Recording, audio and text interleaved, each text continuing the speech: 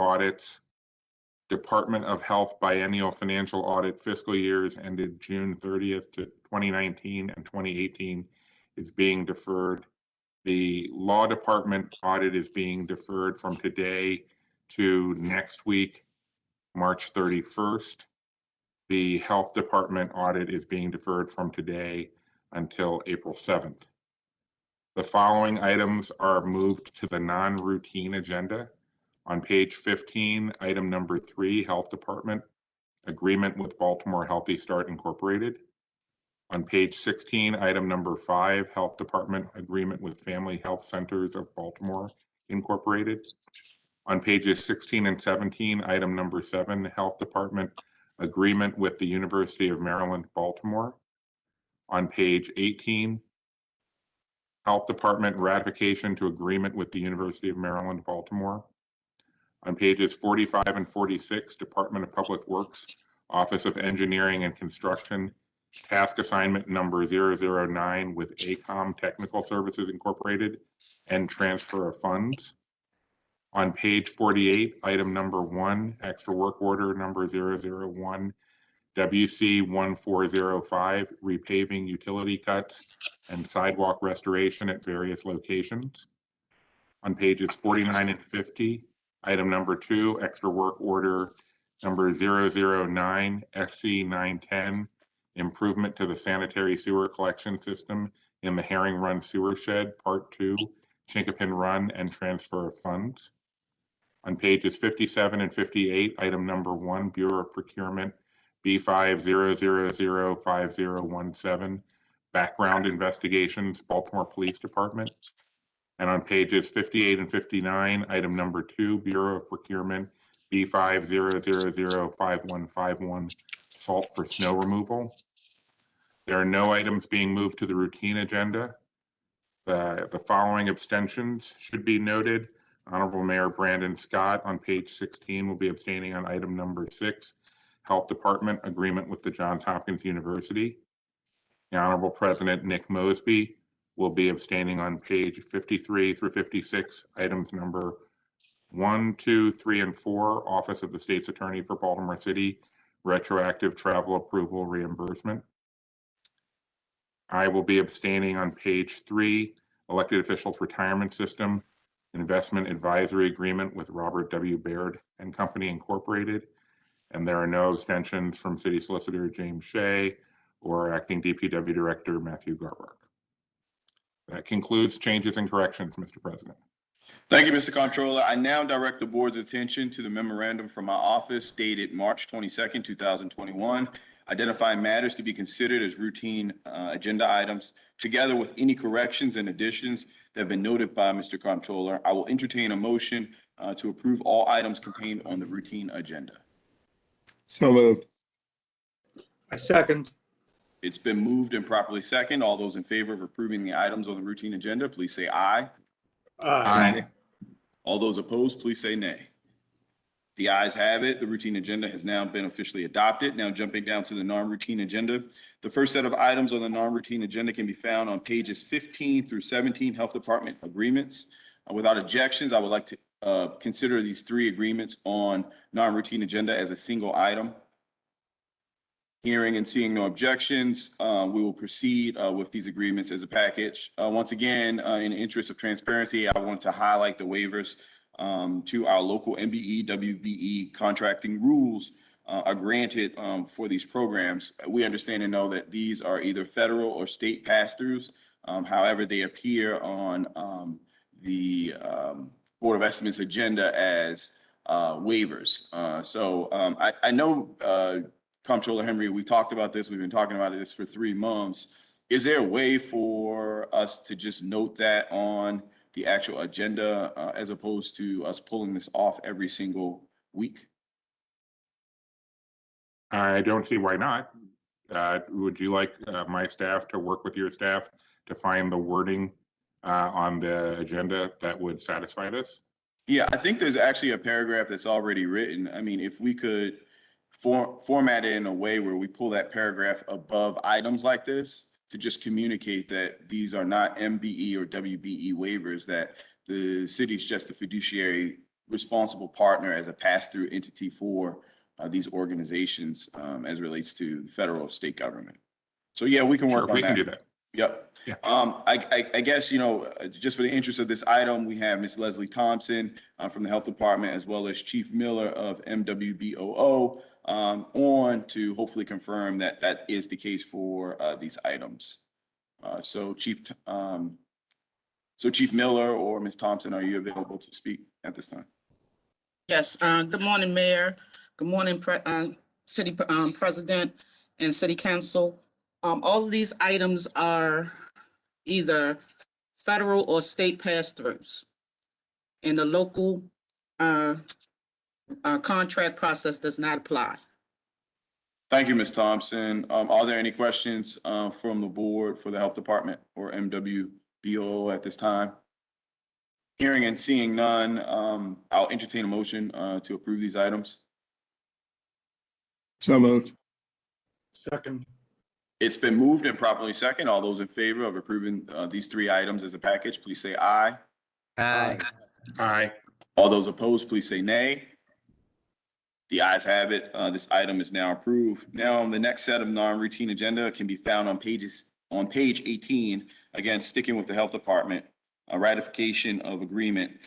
In this case, there was a waiver of MBE, WBE requirements, but it was not indicated in the item description where the source of funds came to the agreement and whether the impact to MBE, WBE was applicable.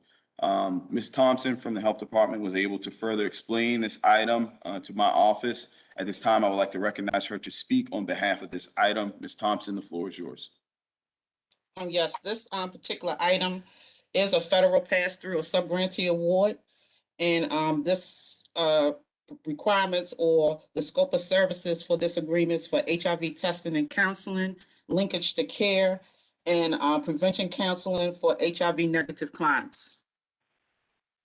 Thank you, Ms. Thompson, for that explanation. Are there any additional questions or concerns from the board? Thank you. Again, I think that it's really important, just in the full interest of disclosure and transparency, that when we have items with waivers, significant waivers, and we're seeing them routinely on the agenda, that it's important for us to be as transparent as possible. So that's why for items like this, we pull off to provide a full description to the general public so they understand and know that we are adhering to the city business the way folks would like it to run and operate. So at this point, I will entertain a motion regarding this particular item. So moved. Second. It's been moved and properly second. All those in favor of approving this item, please say aye. Aye. Aye. All those opposed, please say nay.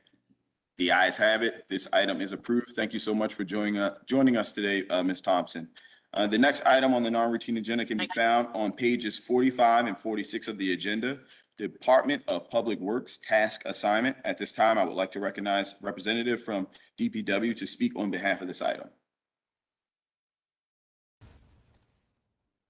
Good morning, President Mosby, Comptroller Henry, Mayor Scott, and members of the board. Joseph Cabeda, Acting Bureau Head for the Bureau of Water Wastewater, DPW. First item in question is DPW's request for the assignment of task number 9 to on project 1803 to AECOM for the finalization of design documents on a pressure sewer that we are replacing. This pressure sewer conveys wastewater flows to the Patapsco wastewater treatment facility.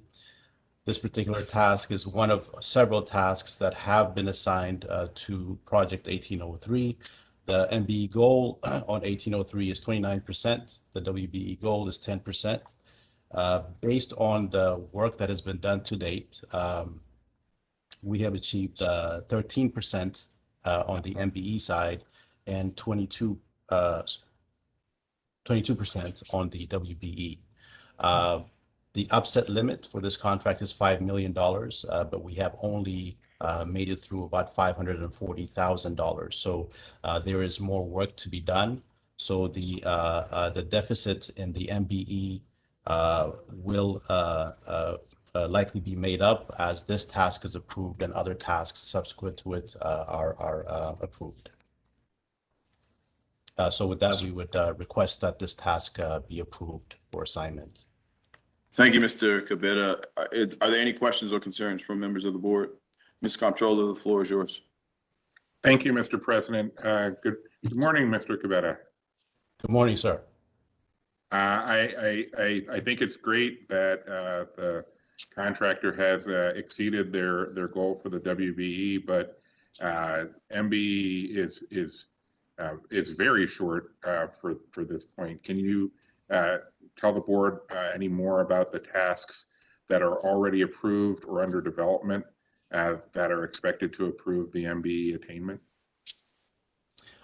Sure, I do have members of the team on the call that can provide more details, but I can say that there are 10 other tasks that have been approved prior to this. In some cases, the MBE attainment or the MBE goal is beyond the, let me back up. In some cases, the MBE expected to be utilized exceeds the goal of 29%. So the expectation is that as more tasks get assigned to this contract, again, we are about 10% spent, so we are early in the game. As more tasks get assigned, we will likely inch closer to the goals that have been set. Okay, the contract covers a broad scope of services, most of which relate to managing all aspects of DPW's construction projects. Are there multiple MBE subcontractors involved in this contract? And if so, what specific services do they provide? Sure, and if you wouldn't mind, let me ask Mr. Carlos Stevenson to provide some details.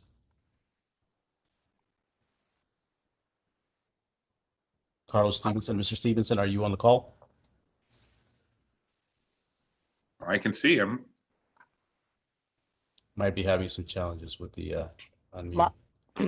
I'm sorry, my apologies. Good morning, honorable board. Morning. If everyone can see me, I apologize for the disruption. Yes, for all of our on-call tasks, we usually employ multiple MBEs. There are usually multiple MBEs assigned to each on-call project itself. And then we utilize the task to utilize those particular MBEs and primes associated with that.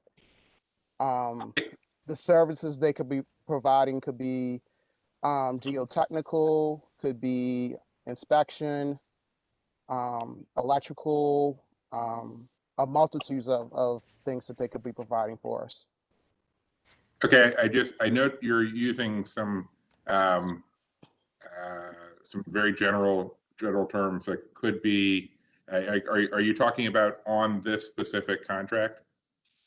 Well, most of our on-call contracts are written in a way that we utilize those services.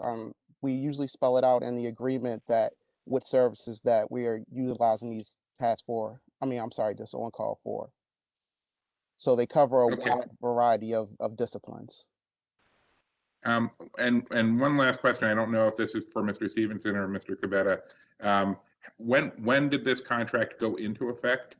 Oh, I see. It was awarded October 2018. When did the work actually begin? I'm sorry, I'm not familiar with it. We've written 10 tasks on this particular on-call agreement. Right. And I would say the very first time. I'm sorry, go ahead. Mr. Cabata, I'm sorry. The very first task was, it says it was started in October of 2019. It took a year between awarding it and having the first task start? There are multiple reasons for that.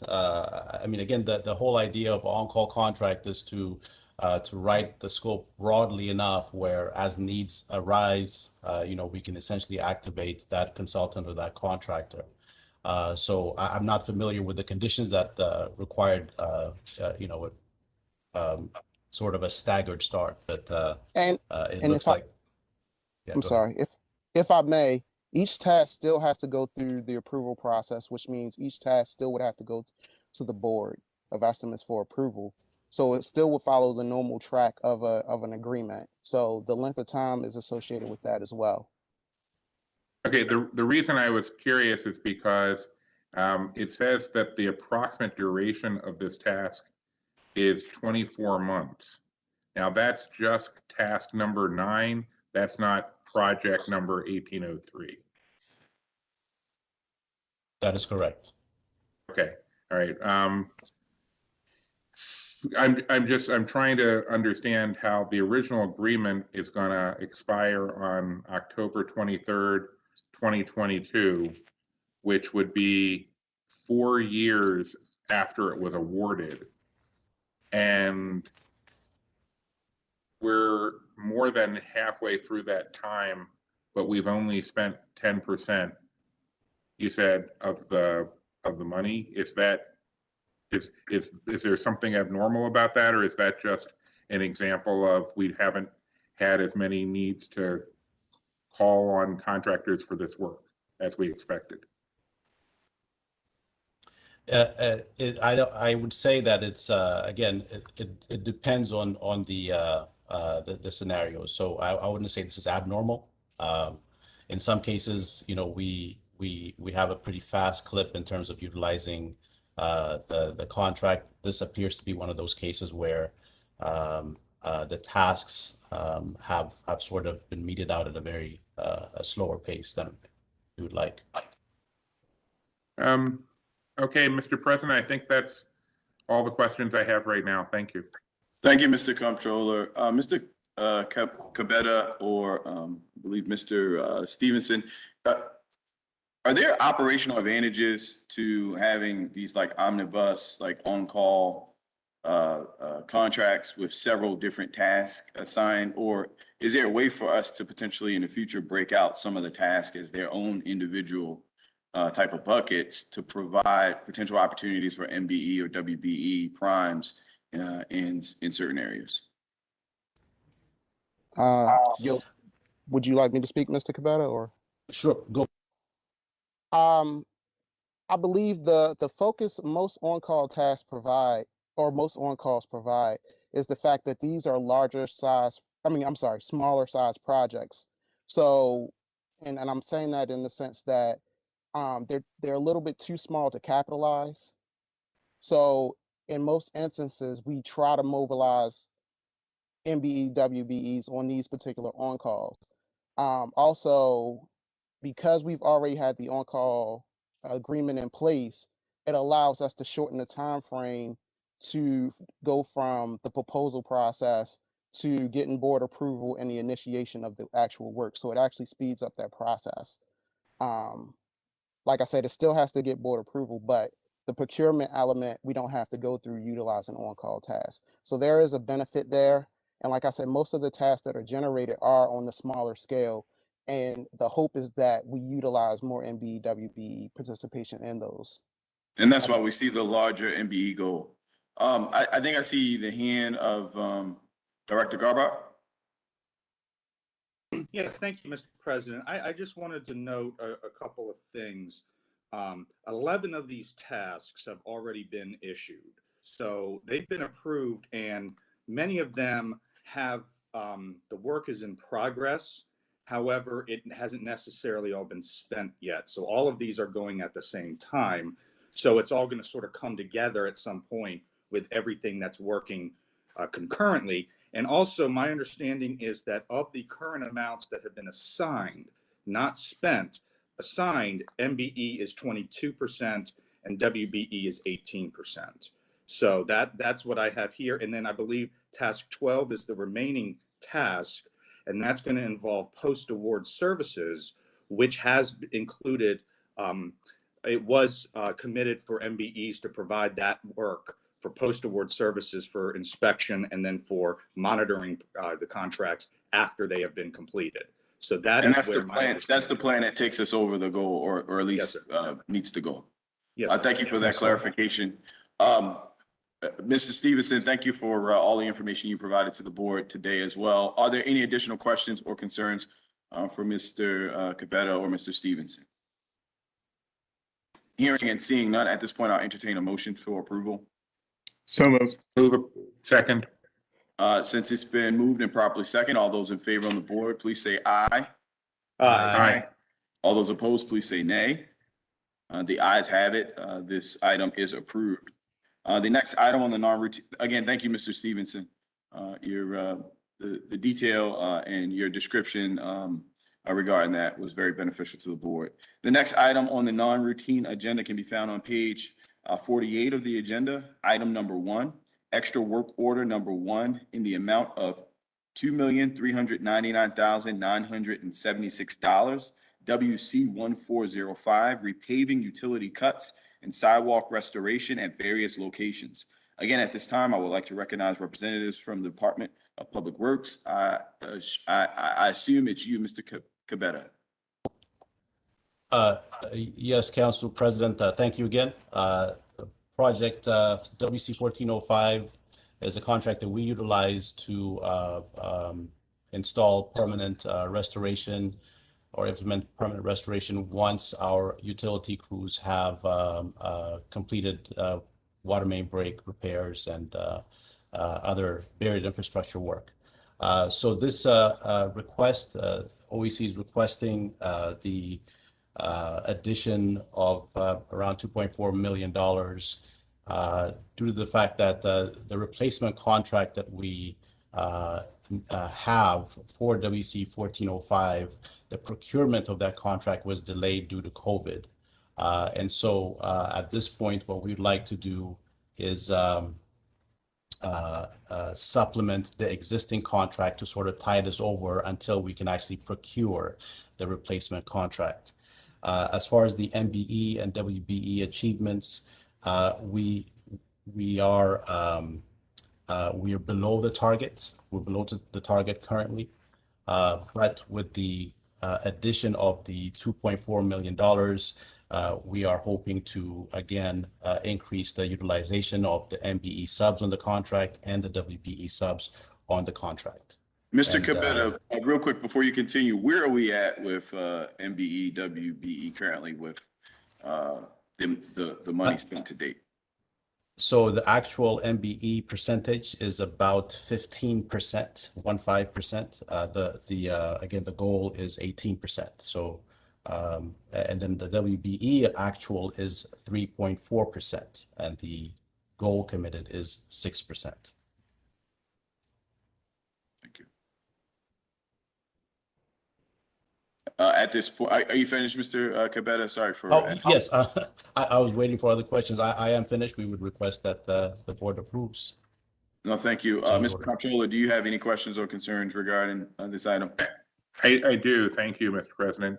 Mr. Capetta, what percentage of the total work for this contract is already completed? 99%. We are almost expended of that 4.6. Okay, so the only way that so let me back out a little bit. If we had simply started the process earlier to open up a new contract, such that you didn't need to extend this one to cover the gap in time before the new one is available, if that new one had been started sooner and was able to go into effect immediately, then this contract would just be over. And the contractor would have simply failed to meet their MBE, WBE goals. Would that essentially be correct? Based on the numbers that I'm looking at, that is a true statement. Okay, so on the one hand, extending the contract gives us time to get our act together and get a new contract out into the field so that we can, be following the normal process. But the side effect is by extending the contract to Monumental Paving and Excavating, we're essentially giving them an extra 3 months and an extra $2.4 million with which to meet the original goals that they failed to meet.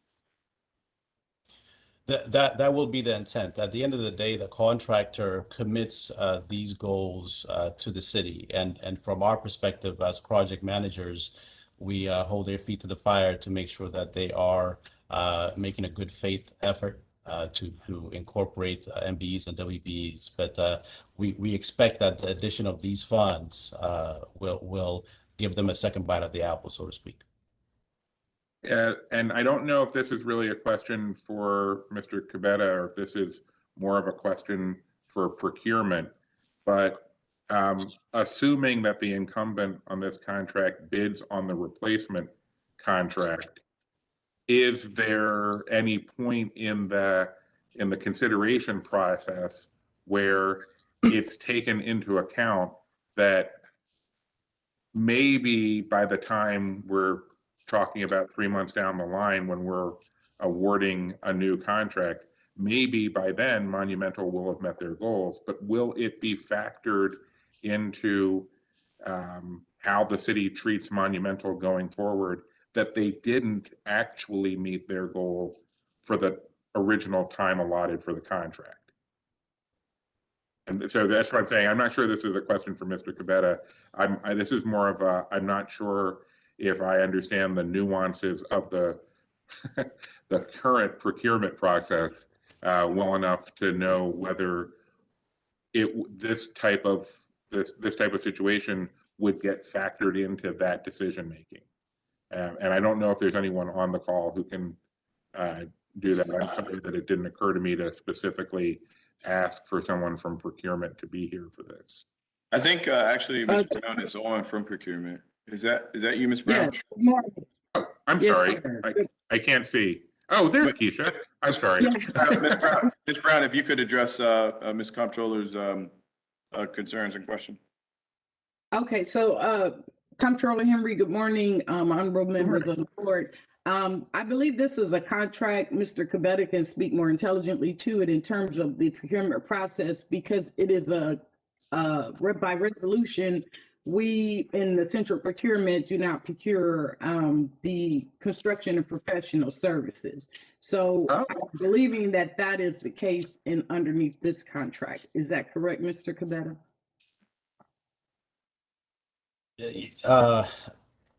Yes. So I think, you know, to the larger question, and let me defer to Mr. Garbark. I think you have your hand raised. Yeah, I see Director Garbark. If you could jump in.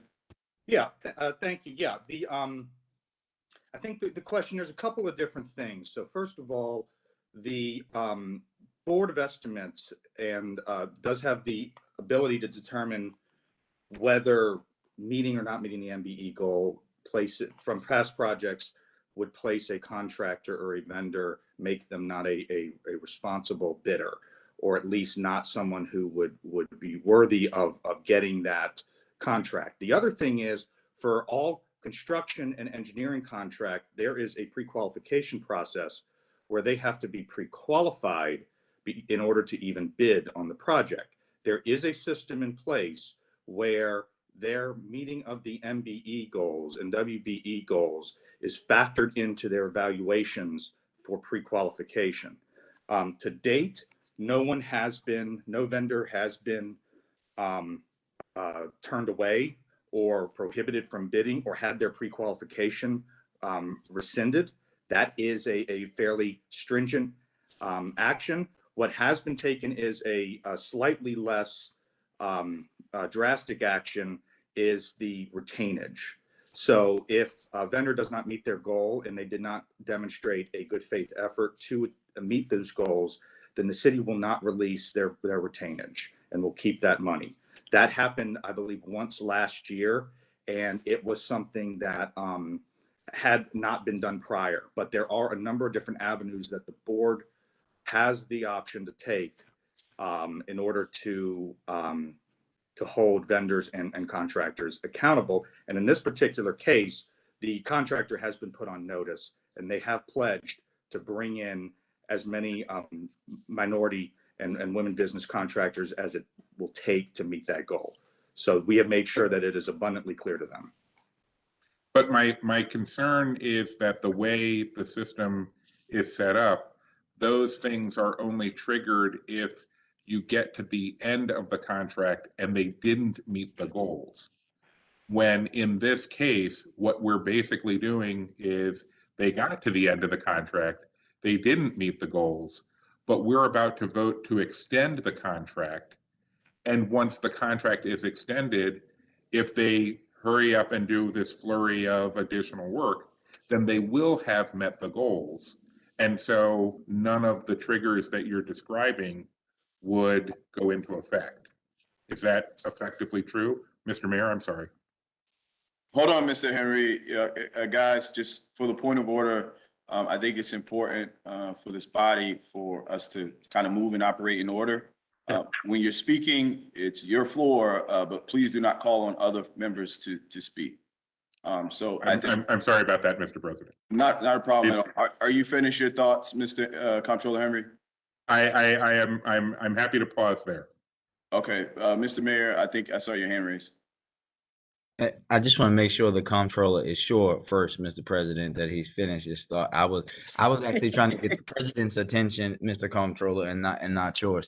I just wanted to chime in to say this, Mr. Comptroller. This is again, note, this is one of the big things that I've talked to our city administrator about the procurement process in general.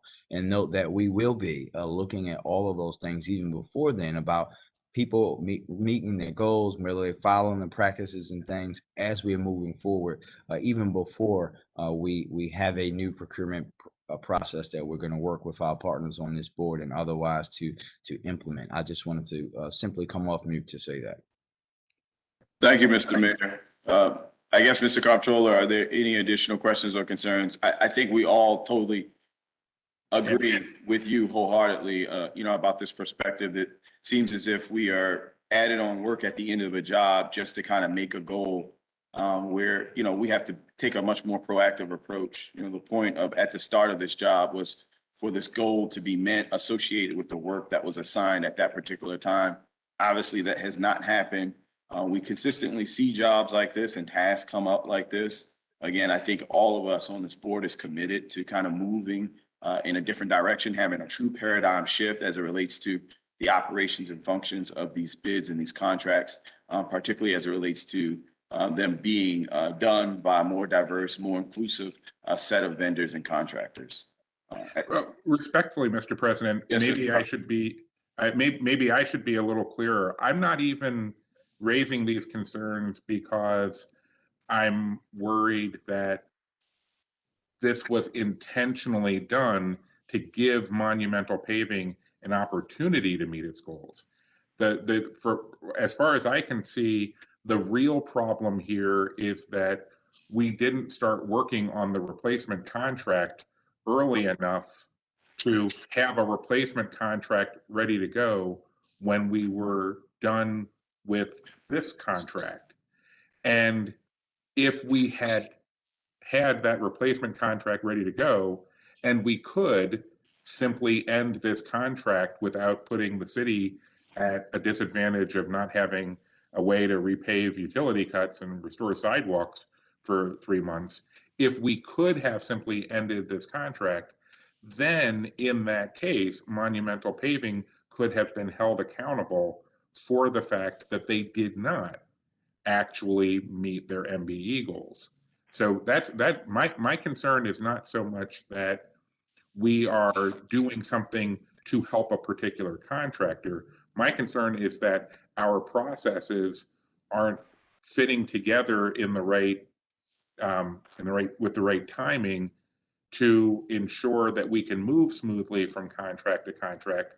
And as a result, one contractor's bad MBE, WBE attainment is going to effectively fall into the cracks in this case. And I would hope that there would be something done during the procurement process for the replacement contract to keep that in mind. And maybe one of the things we need to look at is, Director Garbark made reference to various triggers that relate to a contractor's ability to show MBWB participation during the term of a contract, maybe we just have to literally put into the policies or the rules and regs somewhere the fact that we are allowed to distinguish between the initial contract and any extensions, so that if there was a failure to comply during the original term that was remedied during the extension, there would still be some way to hold the contractor accountable for that initial failure. And so that was kind of the point I was raising. Thank you. No, Thank you, Mr. President. No, thank you, Mr. Comptroller. I couldn't agree more. We also know that change orders in the form of these types of extensions limit competition. And when you take out smaller jobs, again, in relative terms, you're limiting the opportunity for other smaller companies, potentially other MBE, WBEs from being primes on those types of, smaller work. So again, going back to Comptroller Henry's concerns, I'm pretty sure the rest of the board members share the same concern. We've heard from our mayor. We know that there's been significant work in the legislative side, as well as a lot of work that's going on the administrative side, so we can get in front and, again, have a paradigm shift as it relates to the operation of these contracts. At this point, are there any additional questions or concerns for DPW? Hearing and seeing none, I will entertain a motion to approve this item. So moved. Second. It's been moved and properly seconded. All those in favor of approving this item, please say aye. Aye. Aye. Opposed, please say nay. The ayes have it. This item is now approved. Now on to Herring Run Sewer Shed. The next item on the non-routine agenda can be found on pages 49 and 50 of the agenda. Item number 2, extra work order number 9 in the amount of $2,522,179.30. SC 910, improvement of sanitary sewer collection system in the Herring Run Sewer Shed, Part 2 and Chicopin Run. Again, at this time, I would like to recognize a representative from DPW to speak on behalf of this item. Mr. Cabetta. Thank you again, President Mosby. SC 910 is a modified consent decree project, one of our consent decree projects. The project is comprised of 2 general types of work. One is sanitary sewer rehabilitation. The other is stream restoration. During the execution of this contract, there were significant storms and rain events that washed out a lot of the work. It was a fairly a difficult project to execute. And so a lot of the cost overruns that contributed to this particular request are related to the weather events that we endured during the project. This project is state funded, so the MBE and WBE utilization is mandated by the state. The Maryland Department of the Environment, and MDE has found the contractor, in this case Spinello, to be in compliance with the MBE and WBE goals that they have set. Furthermore, with the approval of this particular change order, the contractor's attainment of MBE utilization will be around 23%, and their WBE utilization will be around 11%. And with that, we would like to request the approval of the change order. Thank you, Mr. Cabetta. At this point, are there any additional questions or concerns from the board regarding this particular item? Mr. Comptroller, the floor is yours. Thank you, Mr. President. Mr. Cabetta, I understand that MBE, WB compliance for this contract is actually overseen by the Maryland Department of the Environment because the work is required under a consent decree. Is that understanding correct? That is correct, sir. Can you confirm that DPW intends to seek a waiver of the MBE, WBE goals from NDE? In these types of projects, it would be the contractor that would be seeking the waiver. Is the contractor seeking such a waiver? Yes, and they have been provided that waiver. They have received it. efforts, the good faith efforts have been recognized by the MDE. Okay. Well, I was going to ask a question about what happens if MDE finds the contractor not in compliance, but I guess that's moot in the situation if they've granted the waiver. This extra work order is for about $2.5 million. How much of that amount will be allocated to the MBE-WBE subcontractors? For that, I will ask our construction manager, Ms. Angie Cornish, to provide details. Ms. Cornish? The MBE, WBE amount total would be 34%. Okay, so and just to be clear, that is how much should be allotted to meet the goals, correct? Oh no, the original goals was at 18% MBE and WBE at 16%, which was 34%. In the waiver, or excuse me, in the realignment that was requested through Maryland Department of the Environment, the WBE goals will remain, at a deficit, but it will be 11%. They've increased their MBE goals by 23%. So the overall total of minority goals will be 30% of the contract price.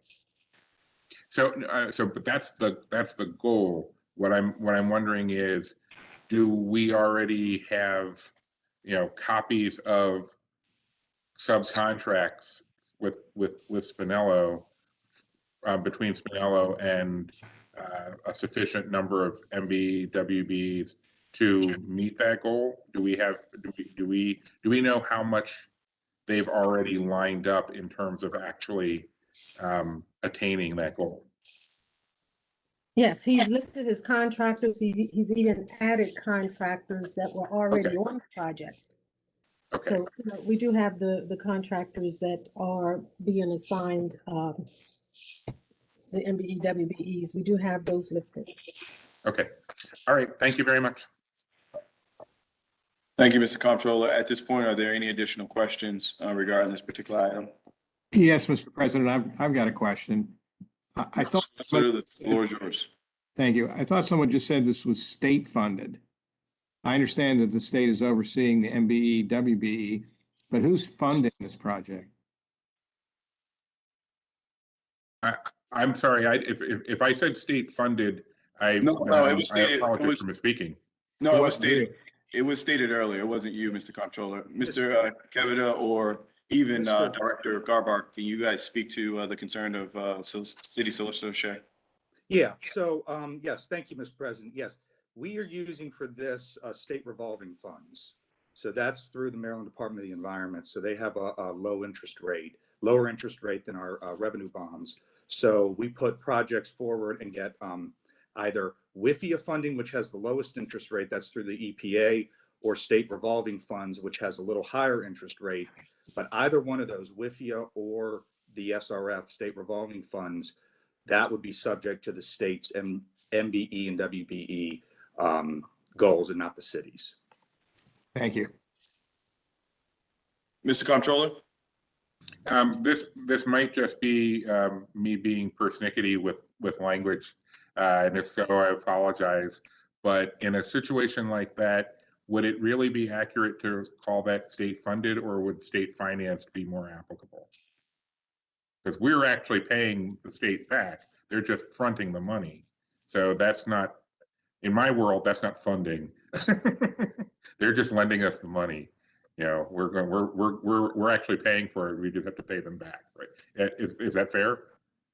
Board of Estimates, battle of words, the semantics duel.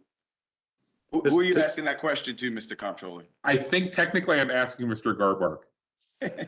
Mr. President?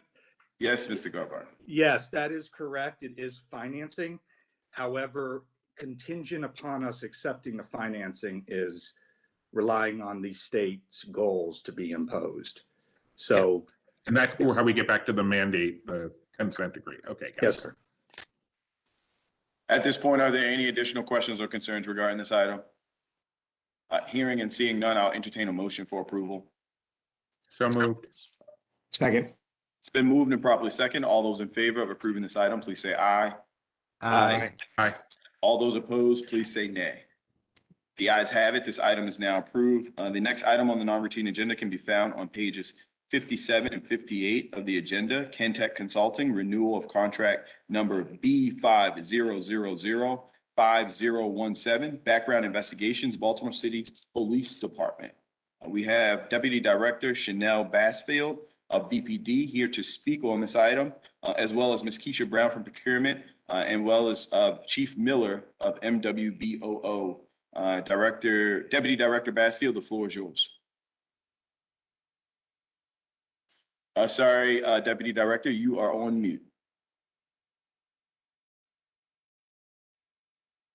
Thank you. Good morning, Mr. President, Mr. Good morning. Comptroller, Mr. Mayor, members of the board. Good morning. I'll be presenting in reference to Kentech Consulting. I'm not exactly sure. I know Miss Miller wanted me to present in reference to the allocation of investigative resources with Kentech. So I just don't know how much detail the board would like me to get into in reference to the Kentech partnership and the Kentech contract. If you could, just for general knowledge to the public, if you could kind of at a high level communicate this agreement. Absolutely. Thank you, Mr. President.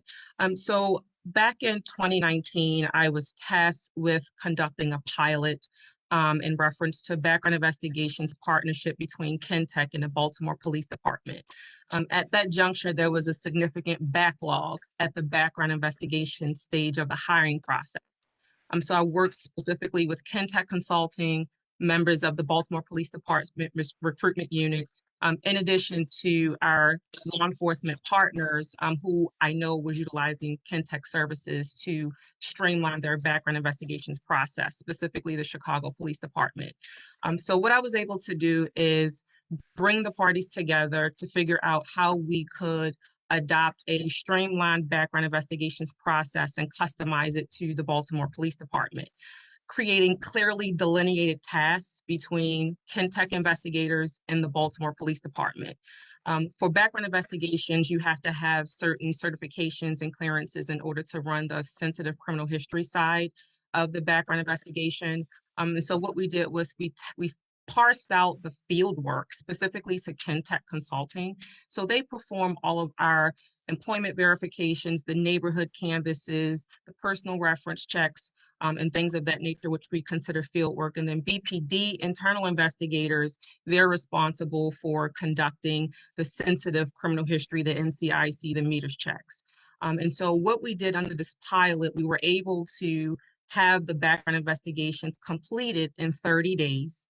And then with that process, we were able to streamline the process so that our hiring process versus before it was anywhere between 9 months to a year, we were able to cut that down significantly. As a matter of fact, the first candidates that went through the Kentech process, we were able to get some local candidates hired as quickly as in 2 months with this new workflow.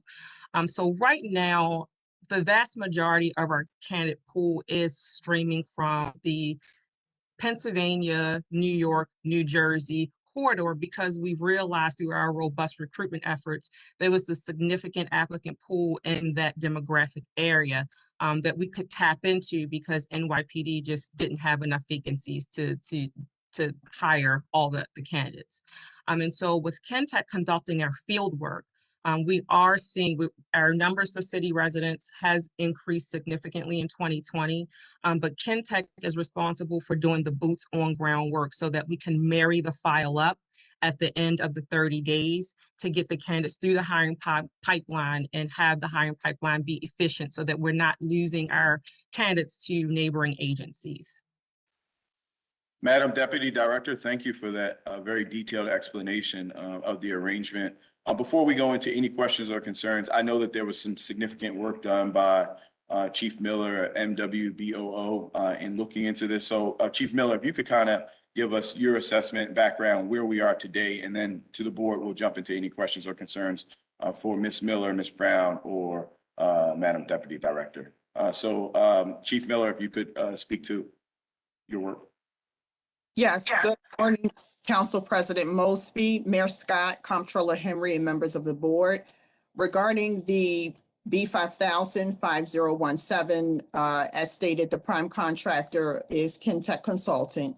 Though they were found non-compliant, we did create an approved plan for them to help assist with increasing the MBE and WBE goal utilization. So far, the prime contractor is fulfilling the requirements that we have put in place. And during the compliance review period, we did learn that a lack of the minority utilization resulted from the logistics related to the new hire recruitment, as Deputy Bassfield has explained. The contract scope of work does include field investigations, which we've just learned that Kintech fulfills the majority of that for the police department. And at the time their issued work, some of the challenges that were met with the MBE and WBEs is them not being able to work out of state to fulfill the investigations, and also not having the proper licensing to do the background checks that are required in those jurisdictions. So we did correspond in depth with Deputy Bassfield, who we learned leads a lot of this investigation and recruitment process. And she provided a lot of helpful information to us. And so we are confident that as long as the recruitment process improves for Maryland or the areas in which Kintech and the MBE and WBE firms can be utilized, we do feel that they will improve and increase their goals, because they are demonstrating the efforts with the approved plan. Thank you, Chief Miller, for that background. At this point, I'll turn it over to the board. Are there any questions or concerns for the police department? Yes, Mr. Comptroller. Thank you, Mr. President. I think this question is probably more for Deputy Director Bassfield. Given that there seems to be an issue with Kintech doing background checks on out-of-state applicants, isn't it possible in 2021, when we've made such significant changes to just how life and work because of the pandemic, isn't it possible to conduct background checks using some combination of online databases or video calls, rather than actually sending investigators to another city? Because not only would you be saving on the travel costs, but if they are doing the work from here, then they're licensed here and the licensure issues go away. Could you speak a little bit to why they have to physically go somewhere to do these background checks?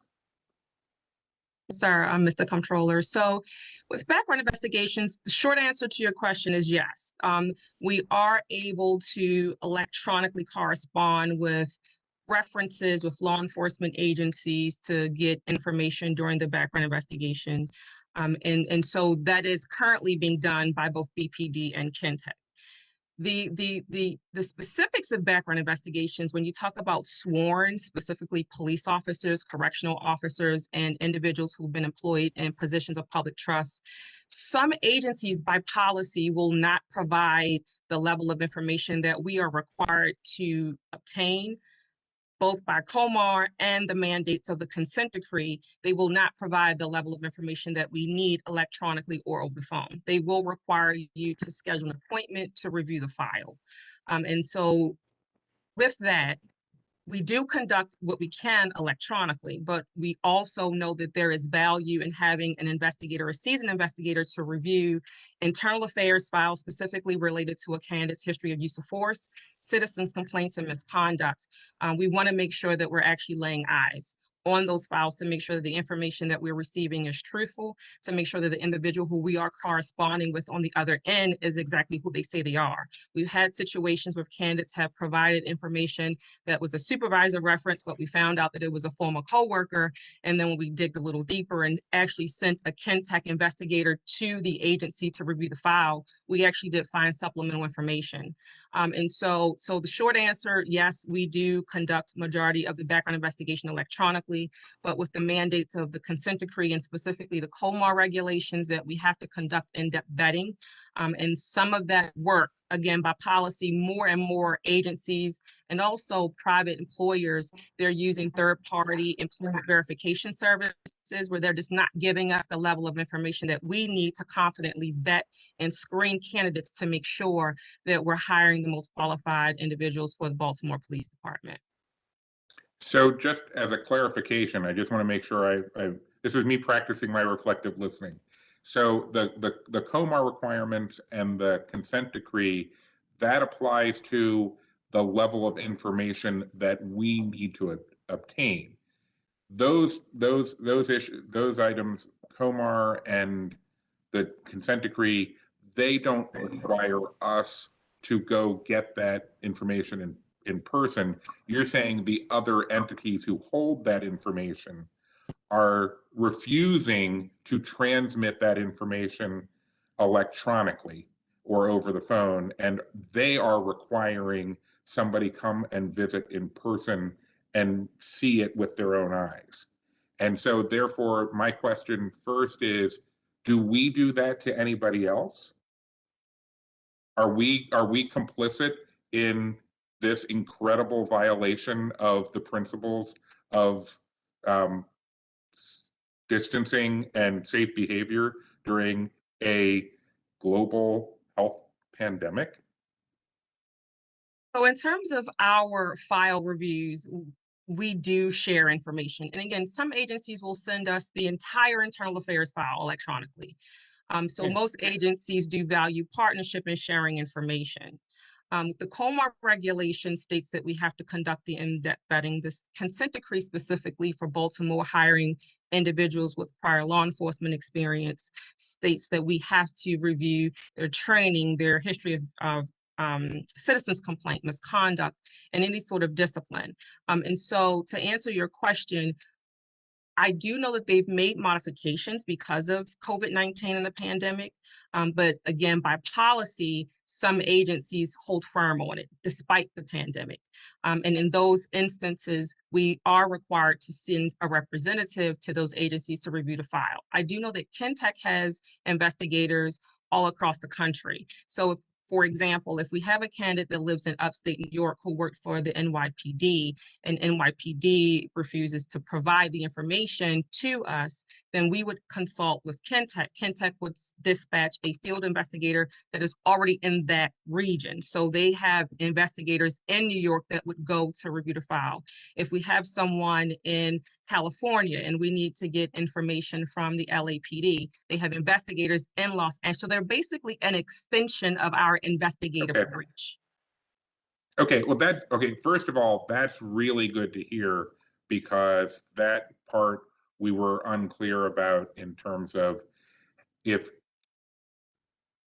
the way that Kentech's licensure issues were described, it sounded like Kentech was only a local firm and did not have already some ability to have people elsewhere, such that such an extensive amount of travel was required.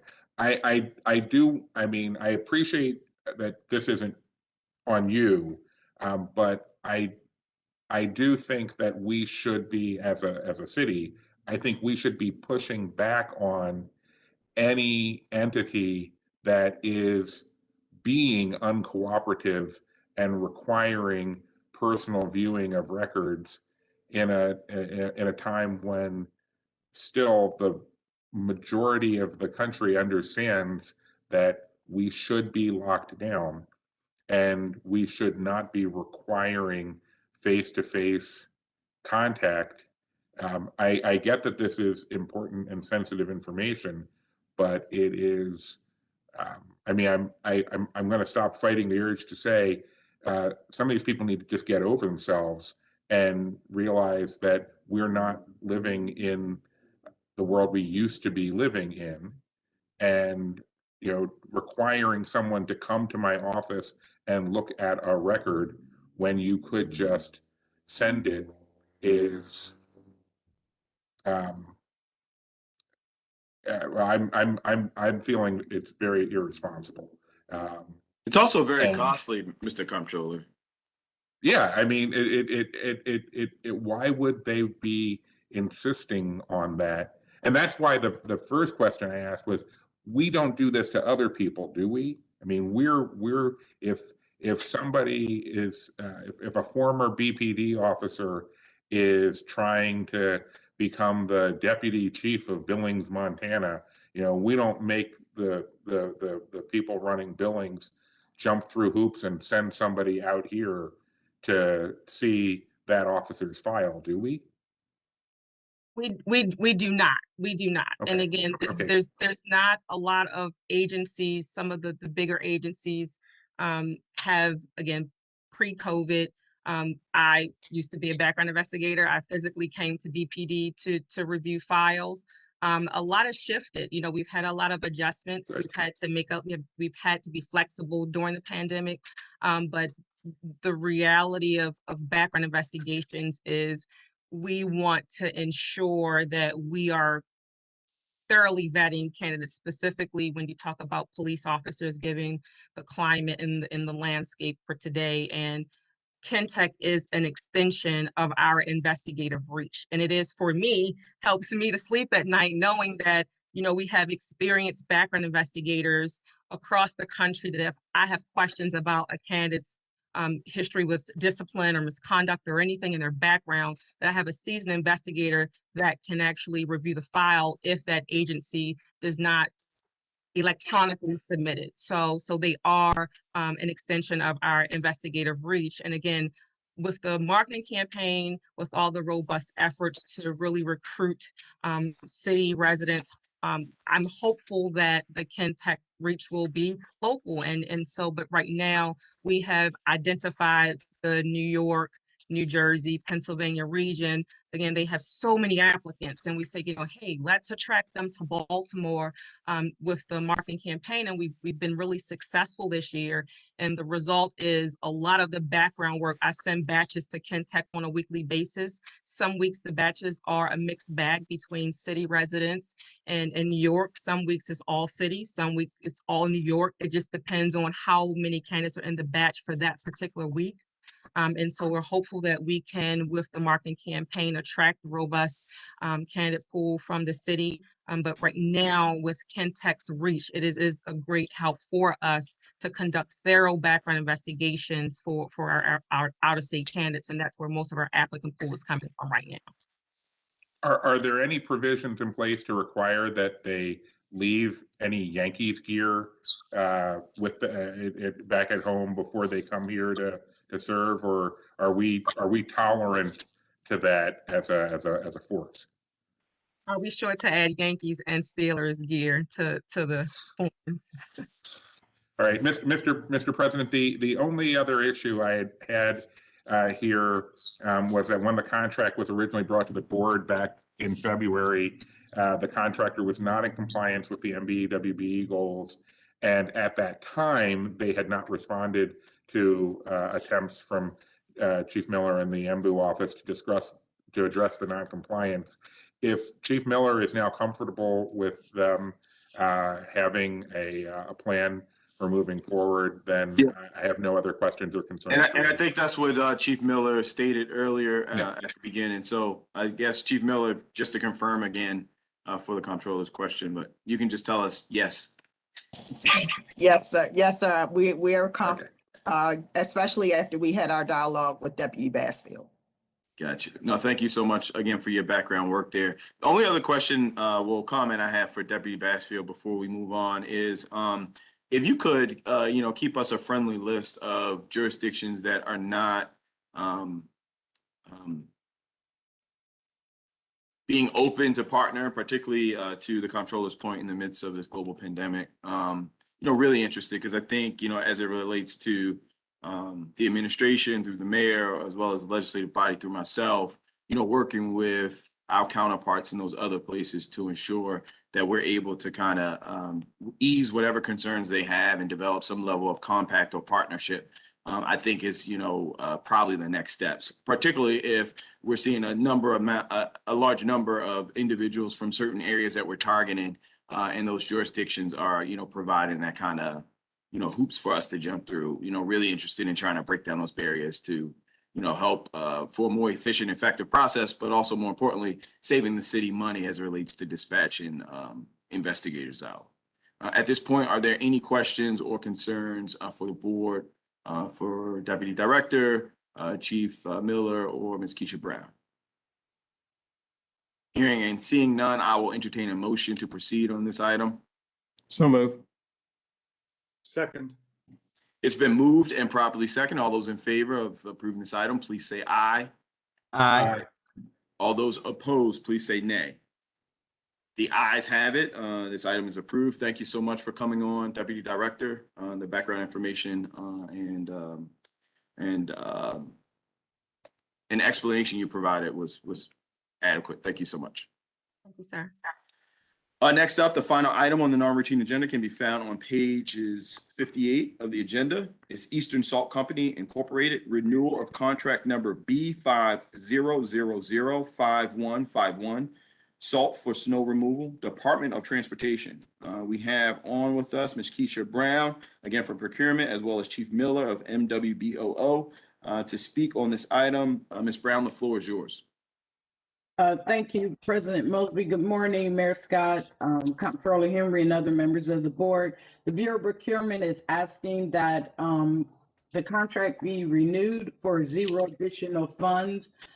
There was some discussion in terms of the MBE, WBE, which I've collaborated with my colleague, Chief Miller, in the Bureau MBE MBU office, and the contractor has met their goals through a good faith effort. And Ms. Brown, what are those goals? I believe, if I can recall, they were very low. The goals were set for, I believe, 11%. Let me see. It is. The commitment was for 10% for MBE and 6% for WBE. 6%. Oh yeah, 10% for MBE, 6% for WBE. So it seems relatively low, particularly for a task as relates to salt and snow removal. I guess, Chief Miller, do you have anything to add regarding, I guess, how we got to this goal? Where we're at this point of trying to do this extension? Good morning, again, members of the board. With regard to this contract, the goals were set back in, I believe, 2017. I'm not sure and cannot speak to how the calculations were achieved or met, but for the 10% for the MBE, the prime contractor did select 3 MBEs to perform, and he did segment the work based on a variation of percentages between the 3 firms, and then 2 WBEs. And again, he did meet the compliance by way of good faith effort.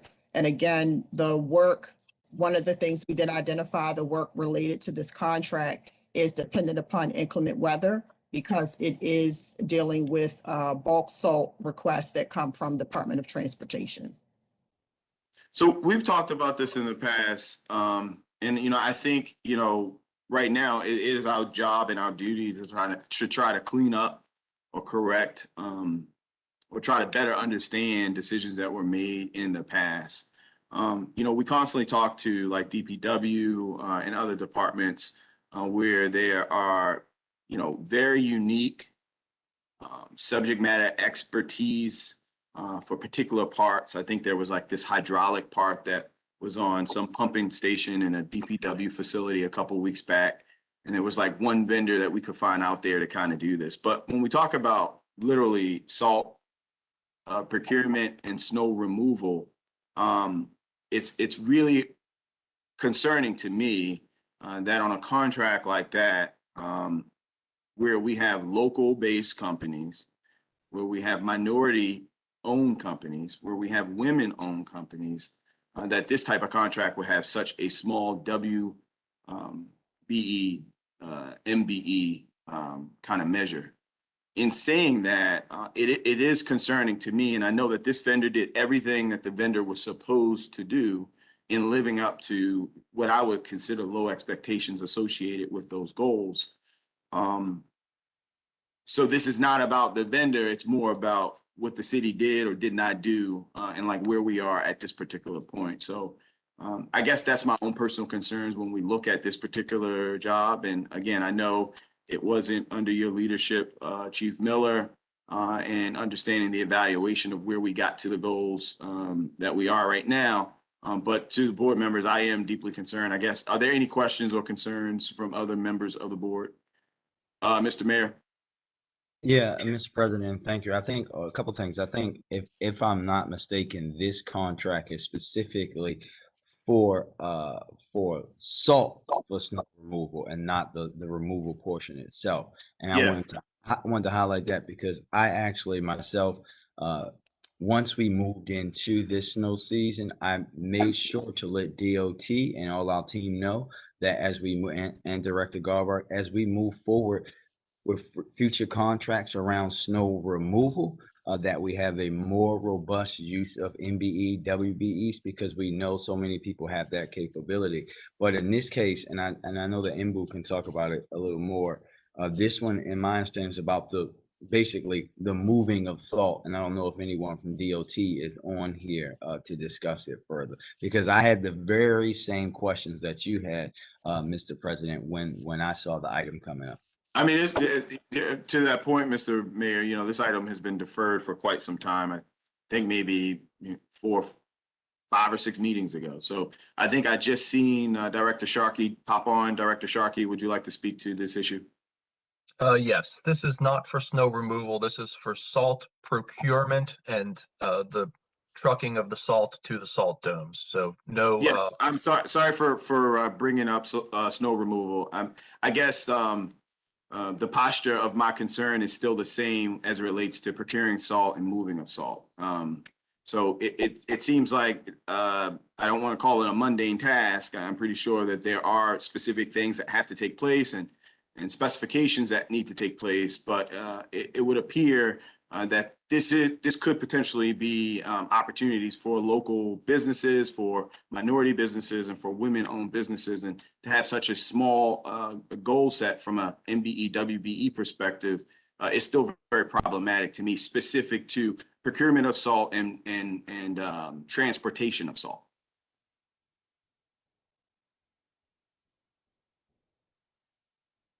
I guess are you finished, Director Sharkey? Nothing. Yeah. Nothing No, to add.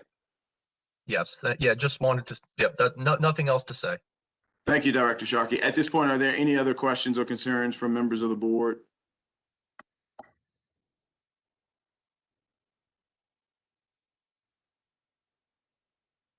At this point, I'll entertain a motion. Move it. Second. So it's been moved and properly second. All those in favor of approving this item, please say aye. Aye.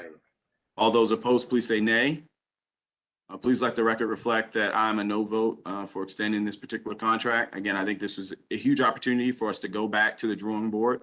Nothing that this particular vendor did, but you know, when we talk about a $5 million contract to date, and with the extension, what that could mean, and I think it goes all the way through 2022.